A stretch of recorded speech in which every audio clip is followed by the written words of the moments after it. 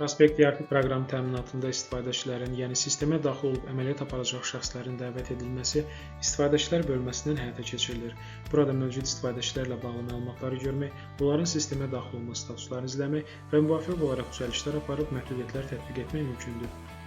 Məhdudiyyətlər bölməsində həftənin günləri hissəsində istifadəçilərin sistemə daxil olacağı günləri seçmək, gün ərzinə daxil olacağı saat aralığını məhdudlaşdırmaq, eyni zamanda həmin gün üçün tam məhdudiyyət tətbiq etmək mümkündür. IP ünvanları hissəsində istifadəçilərə təhkim olunmuş cihazların IP ünvanlarını qeyd etməklə başqa cihazlardan sistemə daxil olmaları məhdudlaşdırmaq mümkündür. Yeni istifadəçini sistemə dəvət etmək üçün yeni istifadəçi düyməsinə daxil olub, açılmış pəncərədən müvafiq olaraq istifadəçinin adı, soyadı, aktiv e-mail ünvanı qeyd edilir.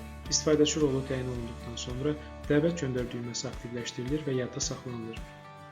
Qeyd olunmuş e-mail ünvanına sistem tərəfindən avtomatik dəvət linki göndərilir.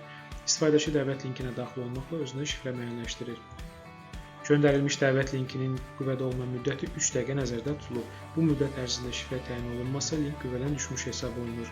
Yeni dəvət linkinin göndərilməsi istifadəçinin adının qarşısındakı yenidən dəvət et düyməsi vasitəsilə həyata keçirilir.